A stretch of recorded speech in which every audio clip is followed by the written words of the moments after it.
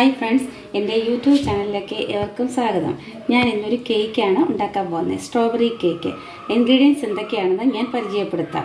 KG കേക്കാണ് ഞാൻ ചെയ്യാൻ പോകുന്നത്. 1/2 കപ്പ് മൈദ, 1/2 teaspoon baking powder, 1/4 teaspoon baking soda, 1/2 cup sugar, 2 egg, 1/4 cup പാല്, 1 ടേബിൾ സ്പൂൺ വാനില എസൻസ്. ഇത്രയുമാണ് ഞാനിപ്പോൾ ചേർക്കുന്നത്. മൈദ നമ്മൾക്ക് അരിച്ചെടുക്കണം. 1 കപ്പ് മൈദ, 1/2 table spoon baking powder, 1/4 teaspoon baking powder, baking soda എന്നിവ മൊത്തം സീവ് ചെയ്തെടുക്കാം. നമ്മൾ അരിച്ച് വെച്ചിരിക്കുകയാണ്. അതിനുശേഷം 2 മുട്ട പൊട്ടിച്ചിടുക.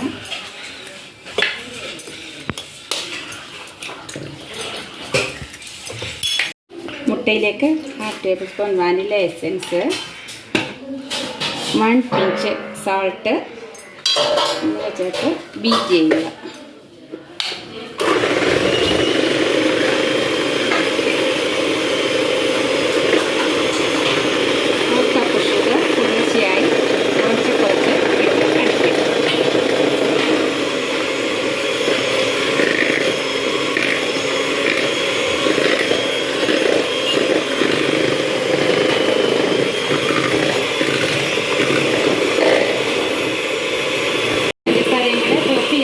വരെ ബീറ്റ് ചെയ്യുക. അതിനുശേഷം ലോ സ്പീഡിലിട്ടിട്ട്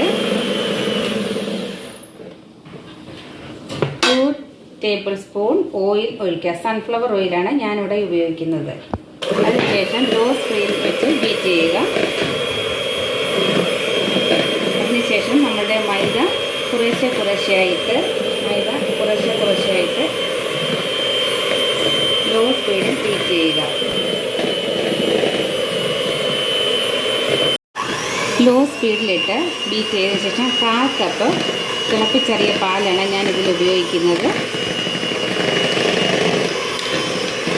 അതിനുശേഷം strawberry essence, 5 drops strawberry essence, 5 തുള്ളി പിങ്ക് കളറ് എന്നിവ ആഡ് ചെയ്താണ് കേക്ക് ബീറ്റ് ചെയ്യുന്നത്.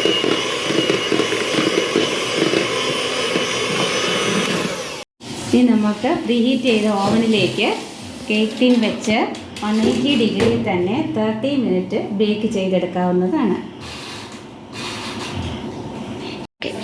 എൻ്റെ ചാനൽ സബ്സ്ക്രൈബും ലൈക്കും ചെയ്യാൻ നിങ്ങൾ മറക്കരുത്. അതിൻ്റെ കൂടെ നിങ്ങളുടെ അഭിപ്രായങ്ങൾ കമൻ്റായി ഞാൻ പ്രതീക്ഷിക്കുന്നു. നമ്മുടെ കേക്ക് റെഡിയായോ എന്നറിയാൻ ടൂത്ത് പിക്കിൻ്റെ അഗ്രം വെച്ച് നമ്മൾ കുത്തി നോക്കിയാൽ അതിൻ്റെ ക്ലീൻ ആണെങ്കിൽ കേക്ക് റെഡി. അടുത്ത നമുക്ക് ക്രീം ബീറ്റ് ചെയ്യാം. 1 കപ്പ് ക്രീമാണ്. 1 കപ്പ് എന്ന് പറഞ്ഞാൽ 250 ml കപ്പാണ്. 1 കപ്പ് ക്രീമും ഞാൻ ഉപയോഗിക്കുന്നത് റിച്ചിൻ്റെ ക്രീമാണ്. ഇതാണ് റിച്ചിൻ്റെ ക്രീം, ഇതാണ് ഞാൻ ഉപയോഗിക്കുന്നത്. ഇത് അടിച്ച് ഈ പാത്രം നല്ല വൃത്തിക്ക് തണുത്ത് ഇരിക്കുന്നതാണ് ഏറ്റവും നല്ലത്. ആകുമ്പോൾ നല്ല ഫ്ലഫി ആയിട്ട് കിട്ടും. കേക്ക് ബേസ് വെച്ചിട്ടുണ്ട്. ഇതിനൊക്കെ ആദ്യത്തെ ലെയർ വെച്ചു.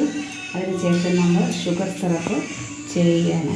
ഷുഗർ സിറപ്പ് എന്ന് പറഞ്ഞാൽ 1/2 കപ്പ് പഞ്ചസാരയ്ക്ക് 1 കപ്പ് വെള്ളം ചേർത്ത് തിളപ്പിച്ച് എടുക്കുന്നതാണ് ഷുഗർ സിറപ്പ്. ഇത് കേക്ക് സോഫ്റ്റ് ആകാനും ഒക്കെയാണ് ഉപയോഗിക്കുന്നത്. ക്രീം തേക്കുകയാണ്, ഐസിങ് ചെയ്യുകയാണ്. അത് നമ്മളിപ്പോൾ അതിൻ്റെ കൂടെ സ്ട്രോബെറി ക്രഷാണ് നമ്മൾ ഉപയോഗിക്കുന്നത്.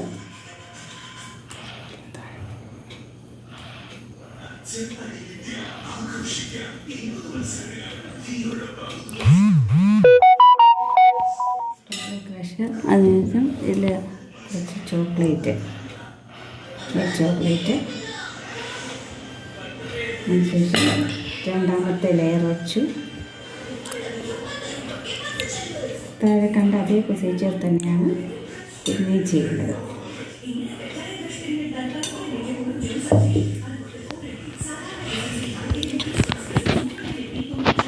എന്നിട്ട് നമ്മളൊരു സ്ക്രാപ്പർ ഉപയോഗിച്ച് അത് കേക്ക് ക്ലീൻ ചെയ്യുകയാണ്, ഷേപ്പ് ചെയ്യുന്നു.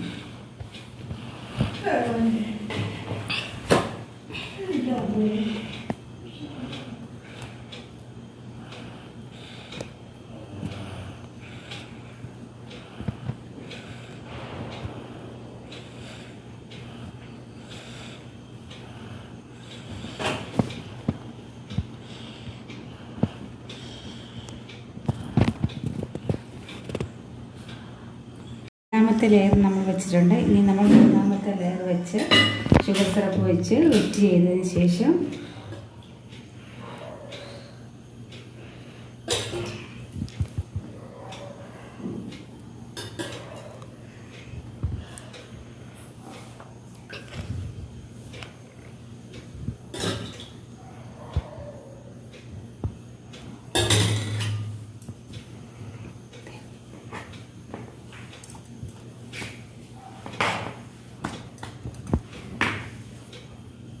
നമ്മളിപ്പോൾ ഇത് ചെയ്ത് ക്രം കോട്ട് ചെയ്ത് വെക്കുകയാണ്.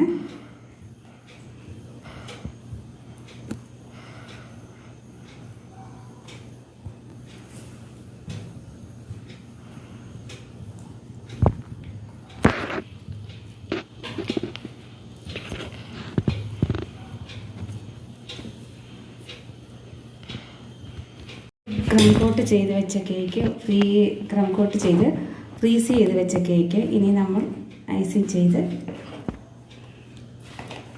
എടുക്കാൻ പോവുകയാണ്. ഞാനൊരു കുറച്ച് ക്രീമിനകത്തിൽ പിങ്ക് കളർ ആഡ് ചെയ്ത് പിങ്ക് കളറാണ് ചെയ്യുന്നത്. ഈ കസ്റ്റമറിന് പിങ്ക് കളറായിരുന്നു വേണ്ടത്, അത് കാരണം ഞാൻ പിങ്ക് കളറാണ് ചെയ്യുന്നത്.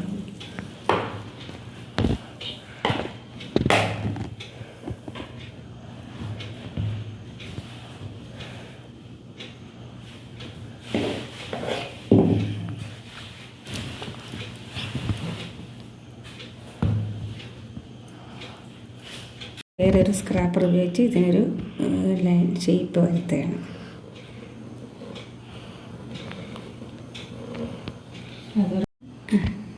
നമ്മുടെ കേക്കിൻ്റെ ഐസിങ് കഴിഞ്ഞു. അതൊരു സിമ്പിൾ ഡിസൈനാണ് കസ്റ്റമേഴ്സിന് വേണ്ടത്. അതുകാരണം നമ്മൾ സിമ്പിൾ ഡിസൈൻ, അത് റോസ് ഫ്ലവർ വെച്ചാണ് നമ്മൾ ചെയ്യുന്നത്.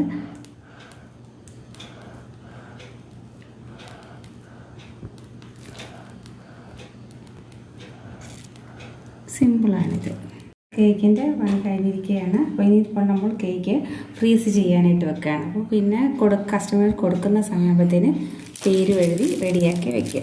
പണി കഴിഞ്ഞിരിക്കുകയാണ്. ഞാൻ കേക്കിലൊക്കെ ഷുഗർ ബേൺസാണ് ചെയ്ത് കൊടുത്തിരിക്കുന്നത്. സിൽവറും വൈറ്റ് പേളുമാണ്. അതിൻ്റെ കൂടെ ഞാൻ 2 ബട്ടർഫ്ലൈ ഇവിടെ വെച്ച് കൊടുത്തിട്ടുണ്ട്. ഫോണ്ടൻ്റാണ്. 2 ബട്ടർഫ്ലൈയും കൂടെ വെച്ചിട്ടുണ്ട്.